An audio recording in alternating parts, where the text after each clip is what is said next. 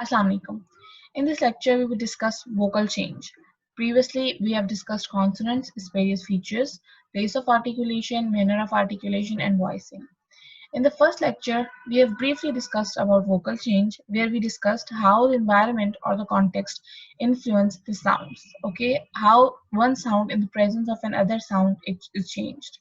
Now, as we are done with the features of consonants, we would learn in detail that how the different features of consonants affect and change this other consonants. Let's see. So when we're talking about vocal change, it basically means how the voice is changed, how the basic sound of one consonant it changes. So when consonants are put in groups, okay, where that means more than one consonant are placed together, they can change the vocal quality of the consonant that follows. That means that the coming consonant might be changed in the presence of the previous consonant. So we have one great example that we know that usually when we're talking about the past form of verbs, okay, the regular forms, they are followed by this ed. All right. So in this example, we would see that how ed is changed in presence of certain other consonants. So we know this is the d. Okay, so this is one consonant, and how this consonant might be changed, or it might change other consonants. Okay, however, the consonant sounds of this ending can change from voiced to voiceless depending on the consonant of the vowel that precedes it. Okay, so the coming consonant before it, how it influences this sound, it would vary. In almost all the cases, the E, that means this E, it is silent and it does not have any sound. Let's see some examples. If the ed is preceded by a voiceless consonant, such as k, it should be pronounced as voiceless t. So the thing to understand here is we know that d is voiced, whereas its counterpart, its voiceless counterpart is t. So d and t, they both have same place of articulation and same manner of articulation. The only difference between them is of voicing. So we know that d is voiced and t is voiceless. So the example here tries to show that when we are talking about when this ed is preceded by any voiceless consonant. Okay, so k is one example. So that means in any word, okay, for example, this is a word parked.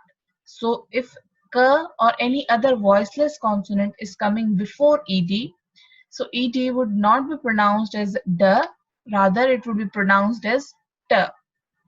Okay, so we can generalize it for various other examples and various other voiceless consonants. So whenever we are using or there is any voiceless consonant before ed in spelling. Okay, so here we are talking about spelling. So this is a word in spelling we are talking about, parked. Okay, so ed is coming at the end. So in all the spellings, we know that in all the regular forms, ed is the spelling. There is no t in the spelling. Okay, but now when we are talking about the sounds and how sound is changed, so we observe that whenever we have this k sound, okay, or any other voiceless consonant coming before ed, the sound would be the sound would be changed into voiceless. Now, when we're talking about vocal change, so we see that the presence of voiceless sound, in this case ka, or any other voiceless sound, influences the sound coming after. Okay, so that sound is changed from voiced to voiceless. So, for example, these words, okay, in which there is a voiceless consonant, now it is pronounced as parked. Okay, so it's not as visible sound as you would expect because that is not emphasized, but when it is pronounced with k, we cannot say parked. Okay, because when we say parked, so it would be difficult to pronounce. Okay, so there is a kind of assimilation that takes place, so there is this vocal change. So parked. Okay, so when you're saying parked, so this is park and slight t sound, because there is a vocal change, and in with voiceless sound we would have an other voiceless sound coming together. Similarly in barked, okay, so when we sing barked, so it would be k and t. Similarly marked, okay, so it would not be marked but it would be marked. All right. However, when we're talking about if we have any voiced sound instead of voiceless, Okay, let's see here. If the ed is preceded by a voiced consonant such as b or v, that means when before ed we have any consonant that is already voiced, that means the sound of ed would remain d. Okay, because they both would be voiced, and voiced would be followed by voiced. And if there is any voiceless sound, so the other ed sound would also be voiceless. That means it would be t. Okay, so the place of articulation, manner of articulation of t and d would remain same. So this would be only the difference of voicing. So here in this example, we have the difference of voicing only in the vocal change. So the environment, okay, the consonant coming before ed, it influencing the following sound. So in this case, if we have a voiceless consonant, okay, k, so the sound would be changed to voiceless t. But if we have a voiced consonant, okay, so the sound would remain voiced. That would mean the sound would remain d. For example, robbed. Okay, we cannot say robbed. Okay, but we would say robbed. Okay, that means robbed, because this is voiced, so it would be followed by voiced. Similarly, thrived. Okay, v is voiced sound. We already know that. So that means d. D is again voiced sound. So the voiced would be followed by voiced. Similarly, shocked. You can think of some other examples. You can make a list of examples for both in the words when ed is coming after any voiceless sound, okay, other than k maybe, and other voiced sound other than this b and f. Okay, so you can think of all the verbs that end with various sounds. Okay, then you would end ed after them, and then you would see whether they are changing according to the environment, and how they're changing according to the environment, and how not. All right, so it would be very visible, and it would also improve your pronunciation, that when we are speaking frequently, okay, many people quite ask me how can you pronounce effectively. So these are slightest things that you need to consider. Okay, voiceless needs to be followed by voiceless in this case, and voiced needs to be followed by voiced in this case. Okay, so whenever any verb that ends with a voiceless sound, okay, the d would be pronounced as t. If the verb ends with voiced consonant, it would be pronounced as d. If the ed is preceded by a vowel sound, it should be pronounced as a d, because vowels are always voiced. Okay, we haven't discussed vowels yet, but we need to understand that vowels are produced with are kind of voiced in their nature. Okay, when you understand or learn about vowels, it will be clearer.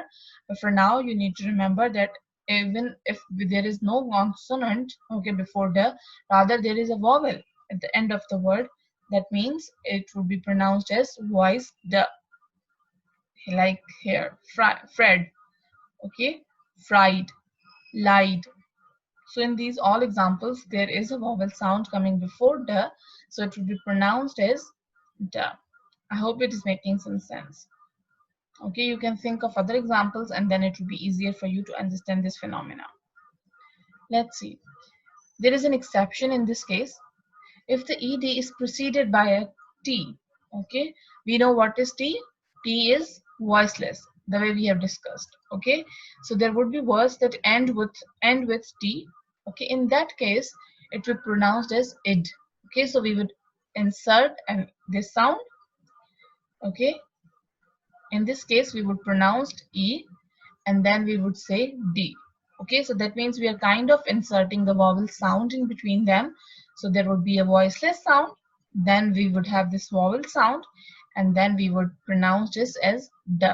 So when we have the verbs that end with, or the words that end with t, okay, in that case we would pronounce e, okay, the vowel sound, and then we would say d, dotted. Okay, so we are saying t, that is voiceless, vowel, and then d. Similarly, rotted, plotted. So all these examples, okay, you can think of other examples like that. So you would see in those sounds, this e is also pronounced, and there is a vowel sound as well as it ends with d sound. All right, I hope it's clear.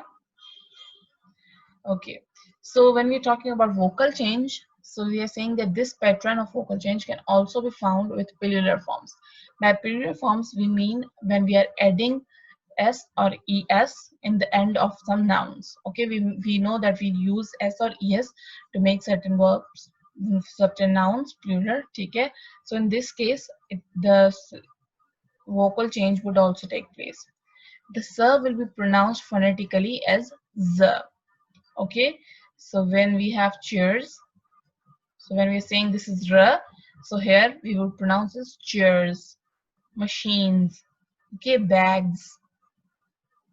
If the consonant preceding the s is the voiceless, then the s also will be pronounced as voiceless consonant. Example is beds, parks, rides. So the phenomena is same, that voiceless needs to be followed by voiceless. Similarly, voiced needs to be followed by voiced. Okay, so in the previous case we were changing d to t. Okay, but here we will change s to z, because we know that s and z are similar in the sense of place of articulation and manner of articulation. All right, but the remaining the difference between them is of voicing. So again, in the case of voiceless sound, okay, preceding s, so there would be s, because it's beds, so t is voiceless and s is voiceless, so it would be beds. Okay, but in the case of voiced, like here r, okay, n and g, so in these cases s would be pronounced as z. Okay, because that is voiced. Okay, so the pattern would remain same, and you can observe this pattern in certain other examples as well. So basically the idea of vocal change takes place how the environment changes the sound. So usually the sound should be s, because it's making plural. Okay, but we need to remember that how the environment is changing this sound s to z, as in the previous case t, d to t. Okay, so this is how the environment is influencing sound. You can use this practice to improve your pronunciation as well. All right, that would help you to pronounce that when you're saying not chairs, rather cheers. Okay, machines, bags. Okay, you would see that sometimes quite oftenly that you might not be so conscious of this pattern, but again you are doing this. Okay, when we're saying bags, so we do not say bags, but we say bags. Okay, when you would see your speech carefully and observe it, or some other native speaker or a person whose English is perfect. Okay, so you would observe that they are saying bags, not bags. Okay, that would be clearer for you. All right, now we are discussing connected speech.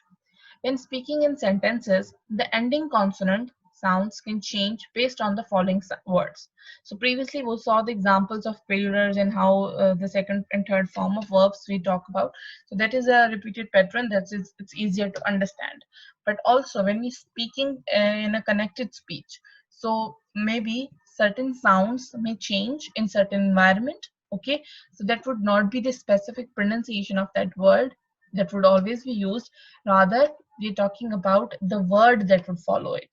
Okay, let's see the example so it would get clearer for you. Here is an example of the change from a voiced B in the word club to the voiceless B. Okay, we know that this is a word club. Okay, we all agree that, and if we see in the dictionary, the pronunciation would end with B sound. All right, but for example, when I'm reading this sentence, we went to the club. Okay, we went to the club to meet some friends. So we know that we are saying in a connected speech. That means we are saying all these words together. So we know that t is voiced. Okay,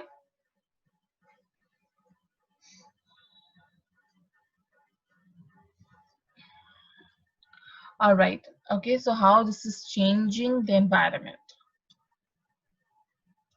Okay, so we would say,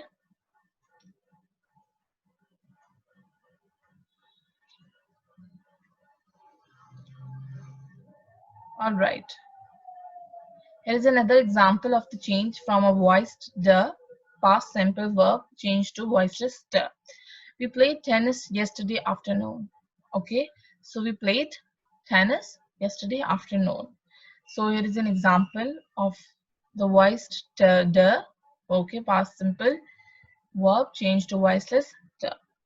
All right, so in connected speech, when words are followed by other words, they also influence this. they also influence the environment, or they also influence the speech and the sounds. Okay, if you have any questions, you can type, or you can also refer or note them down, so we can discuss them in the live session. Thank you so much.